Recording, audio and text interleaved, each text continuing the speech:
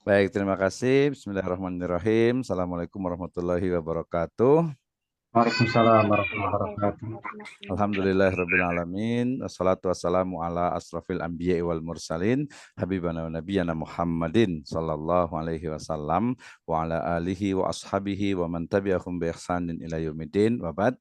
Awalan aqulu lakum jazakumullahu khairan ala khudurikum fi hadhihi khissah at-thayyibah wa fi hadzal mawdu' tarikh hadara al-islamiyah. Jazakumullahu khairan, terima kasih kehadirannya untuk Pak Erus, kemudian ada Pak Heri Wicaksono, ada Bu Museti, ada Waode Suryani, ada Pak Jumadin ya. Ini adalah pertemuan yang 4, 5, 6 ya, 6 atau 7 gitu ya. Jadi tinggal 3 kali pertemuan lagi ya. Tapi udah ada banyak hal sekali yang kita diskusikan gitu ya, terkait dengan bagaimana sejarah peradaban Islam. Dan memang untuk di level master ini, magister S2 itu KKNI, Kerangka Kualifikasi Nasional Indonesia, itu adalah di level yang ke-8. Ya, level ke-8 maknanya dia bukan hanya mendeskripsikan, tetapi dia sudah menganalisis dan juga melakukan interpretasi serta inovasi atau pengembangan development. Sehingga kemudian ketika kita pun belajar sejarah peradaban Islam, tentu saja bukan hanya mendeskripsikan dari sejarah ya orang-orang terdahulu gitu ya, tetapi lebih dari itu adalah mengembangkan. Ya, misalnya tadi kita sudah diskusi terkait dengan pendidikan Islam yang ideal itu seperti apa gitu ya, dari mulai ya lahir gitu ya, kemudian juga nanti sudah batita, balita, kemudian 10 tahun, 15, 20 dan seterusnya. Termasuk juga secara teori kita sering sekali memang ya beberapa biasanya itu yang S1 ataupun masyarakat itu terjebak kepada teori-teori yang memang ya sebuah teori sehingga bisa ditolak. Misalnya dalam Islam itu ada beberapa istilah, misalnya ada as-sobi, ada al-fata gitu ya, ada syabab gitu kan. Itu satu istilah yang khas gitu ya. Sehingga kemudian kalau kita mengenal ada anak-anak, ada remaja awal, ada remaja tengah, ada pemuda sampai ke lansia gitu. Kita kan ngomongin pendidikan Islam ini bukan hanya sekolah ya, tetapi dari mulai minal mahdi ila lahdi gitu ya, sampai sekarang banyak bermunculan pesantren lansia gitu kan ya, karena ya memang lansia juga perlu juga gitu kan ya, apalagi mungkin yang akan meninggal dunia gitu ya. Nah, ini juga kesemuanya termasuk bagaimana mulai dari model lembaganya, kemudian kedua juga kurikulumnya ya. Kurikulum ini kan kita juga ya kita bisa saja mengkritisi, misalnya kalau saya lebih cenderung ya yang ada kita kritisi gitu. Kenapa? Karena ya itu sebuah hasil dari sebuah teori kemudian dikembangkan, misalnya tadi pesantren ya, kemudian di sekolahan ada SDIT ya, ada full day school, kemudian ada sekolah alam ya, kemudian juga sekolah apalagi tuh ya, sekolah ya vokasi, pertanian, kemudian juga banyak sekali lah. Jadi kita berbicaranya itu sangat luas sekali, bukan hanya pendidikan dalam arti sekolah, tetapi juga hal-hal yang lain, sampai mungkin juga ke pendidikan misalnya pranikah gitu ya, itu masuk juga tuh pendidikan pranikah gitu ya, agar mereka paham. Apalagi agak sedikit ini mungkin mohon maaf, mungkin misalnya sex education misalnya gitu ya, itu juga menurut saya sangat penting gitu, apalagi melihat fenomena, termasuk juga materialisme gitu ya. Kemudian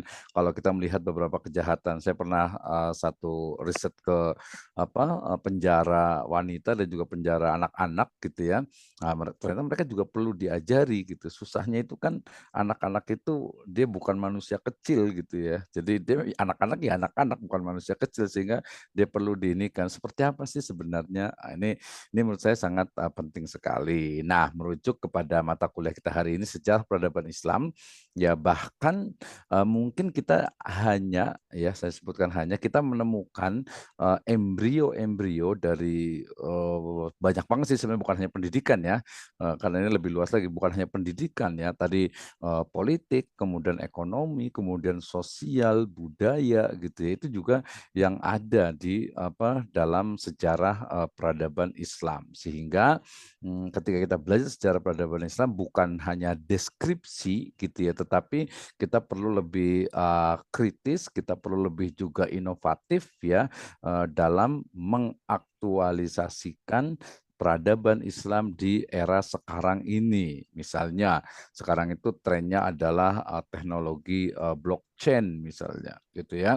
Blockchain itu apa? Oh ternyata kalau kita belajar ulumul hadis dalam kitabur ruwah atau dalam rijalul hadis kita menemukan juga tuh pola-pola blockchain gitu ya bagaimana termasuk juga metode penelitian ada namanya Delphi gitu ya. Ini juga sebenarnya pengembangan dari metode yang disebut dengan ijma ya di dalam Islam. Belum lagi nanti ada ANP, ada AHP ini yang semuanya apalagi nih sebagian kan calon dosen ini ya. Jadi betul-betul harus paham ya. Nah, termasuk nanti di penulisan tesis kemudian juga dalam banyak hal. Jadi satu masalah itu bisa didekati dengan banyak perspektif. Baik. Itu sebagai awal intinya belajar sejarah peradaban Islam bahkan kita akan mengulang-ulang kembali lebih detail lagi ternyata begini ketika kita misalnya membaca di MTS itu ada Sirah Nurul Yakin gitu ya itu sangat mukhtasar gitu ya kemudian kita berpindah ke yang lebih tebal misalnya Ar-Rahiqul Mahtum gitu ya nah kemudian yang lebih klasik lagi misalnya Sirahnya Ibnu Hisham gitu ya atau mungkin juga tarikh khulafanya Imam As-Suyuti gitu ya kita akan menemukan jadi pola membaca kita itu di level sekarang ini berbeda dengan di masa lalu gitu ya misalnya nih nanti pada masanya siapa Umar bin Abdul Aziz gitu ya satu riwayat yang menyebutkan bahwasanya begitu adilnya ya Khalifah Umar bin Abdul Aziz ya nyebutnya khalifah bahkan ada misalnya dengan Khalifah Al-Khamisah padahal beliau itu adalah raja atau malik sebenarnya tapi menjadi khalifah kelima ya salah satu dari kisah di masa beliau itu adalah begitu adilnya sampai-sampai masyarakat itu ya ada satu orang yang ingin membagikan uang zakat tapi ternyata tidak ada yang menerima ya terutama yang ada di sekitar ibu kota Damaskus Suriah dalam hal ini gitu. Nah, kita kan kalau ya mungkin anak-anak atau mungkin belajar satu kan oh ya berarti seperti itu gitu ya. Berarti makmur sekali sampai-sampai masyarakat tuh tidak mau menerima uang zakat. Tapi kalau kita analisis lagi harta zakat ya, kalau kita analisis lagi ini sebenarnya maksudnya apa sih gitu.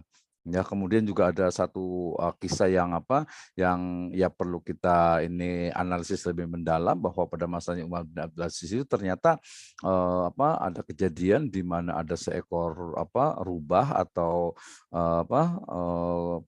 rubah atau apa namanya itu yang makan kambing itu ya serigala ya ada seekor serigala yang memakan kambing. Nah ketika salah satu dari rakyatnya Umar bin Abdul Aziz itu melihat itu maka beliau mengatakan ini pasti ada sesuatu kejadian yang besar gitu ya ternyata wafatnya Umar bin Abdul Aziz gitu ya ternyata salah satu tandanya adalah serigala itu sudah memakan memakan dari korbannya yaitu kambing. Nah ini termasuk itu juga termasuk kemarin kita bicarakan juga tentang bagaimana wafatnya Umar bin Abdul Aziz meninggalnya beliau ini juga satu dari isu yang kita bisa pelajari. Nah oke alhamdulillah sudah banyak sekali nih ya terima kasih untuk Pak Mustafa sudah hadir Ustadz Muslihuddin juga kemudian juga ada Pak Muhammad Syukron Pak Ustadz Juni Pak Jumadin tadi sudah Ustadz Helmi juga juga dan Ustadz Abu Hamad. Baik, menghemat waktu kita akan bagi ya. Ini yang sudah siap kayaknya Pak Erus kayaknya udah mau presentasi nih ya. Kita urutkan dari yang hadir dulu. Jadi nggak usah lama-lama, tapi poin-poin utamanya kemarin yang kita bagi menjadi 4 bagian: keagamaan, kemudian pendidikan, kemudian sosial kemasyarakatan. Ya, 3 itu nggak apa-apa gitu ya. Jadi yang penting kita ingin tahu seperti itu, kemudian nanti kita akan kritisi bersama. Termasuk juga teman-teman semuanya, dari teman-teman ini ya, ustaz sekalian, asatidz sekalian, bisa juga ini apa, mengkritisi ini sebenarnya kayak gimana sih kejadian di masa itu. Oke ya. Baik, Pak Iris, tentang apa rencananya presentasinya? Andalusia, Pak Dokter. Oke, udah siap ya? Kayaknya udah siap ya? Ya, mudah-mudahan belum sempurna sih, Pak Dokter. Oke, baik, saya ini kan